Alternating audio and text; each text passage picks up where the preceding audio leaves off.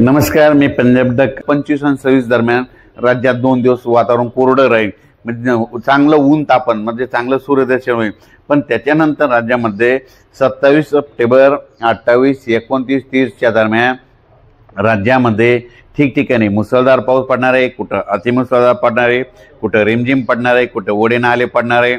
म्हणून हा अंदाज सर्व जनतेने लक्षात घ्यायचा. सगळ्यात महत्त्वाचं शेतकऱ्यांनी लक्षात घ्यायचा. नदीकाठच्या लोकांना सांगू इच्छितो की तुम्ही काय करा, ह्यामध्ये 27 ते 30 दरम्यान आपली जनावरे नदीच्या काठाला, नदीच्या तीरावर, नदीच्या काठावर बांधू नका.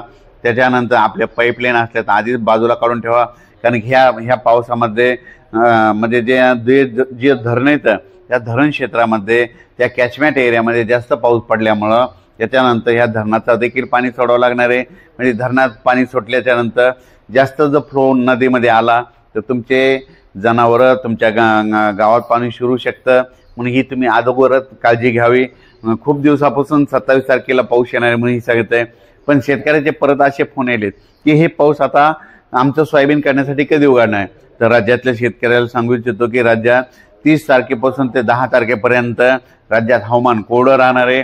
त्याच्यानंतर काय होईल, 30, 1, 2 तारखेला धुळी येईल. त्याच्यानंतर पाऊस देखील कमी होणार आहे. पण राज्यात मात्र 27, 28, 29 दरम्यान मुसळधार पाऊस पडणार आहे. म्हणून हा अंदाज सर्व शेतकऱ्यांनी लक्षात घ्यायचा.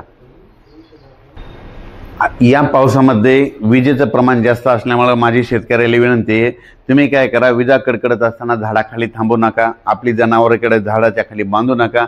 राज्यात सर्व शेतकऱ्याला सांगू इच्छितो की हा पाऊस सांगू इच्छितो की कोणत्या भागात जास्त होणार आहे. नांदेड जिल्ह्यात एक जरा जास्त पडणार आहे, परभणी जिल्ह्यात एक जास्त राहणार आहे, लातूर जिल्ह्यात एक जास्त राहणार आहे, जालना जिल्ह्यात एक जास्त राहणार आहे, बीड जिल्ह्यात एक जास्त राहणार आहे, धाराशिवकडे एक राहणार आहे, अहिल्यानगरकडे एक जास्त राहणार आहे, त्याच्यानंतर साताऱ्याकडे जास्त पडणार आहे, त्याच्यानंतर पुणे जास्त पडणार आहे, संगमनेर, अहिल्यानगर जरा जास्त पट्ट्यात राहणार आहे, जळगाव जिल्ह्यात एक खूप पडणार आहे, आणि त्याच्यानंतर मुंबई, नाशिक त्या ठिकाणी देखील अतिवृष्टी होणार आहे. नंदुरबारकडे देखील आतापर्यंत पाऊस कमी पडलेला आहे. नंदुरबार जिल्ह्यात देखील खूप पाऊस पडणार आहे. म्हणून हा अंदाज लक्षात येता. विदर्भ, पूर्व विदर्भ आणि पश्चिम विदर्भात देखील ज्या भागात अद्यापही पाऊस पडलेला नाही त्या भागात देखील आता ह्या पावसात शेवटचा पाऊस पडून जाणार आहे. म्हणून हा अंदाज सर्व विदर्भ, पश्चिम विदर्भातल्या शेतकऱ्यांनी हा अंदाज लक्षात घ्यायचा.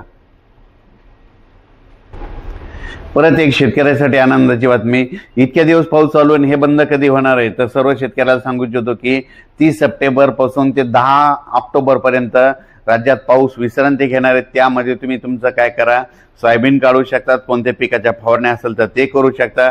म्हणून हा अंदाज लक्षात घ्यायचा. त्याच्यानंतर 10, 11, 12 ऑक्टोबरच्या दरम्यान एकदा थोडासा पाऊस येईल.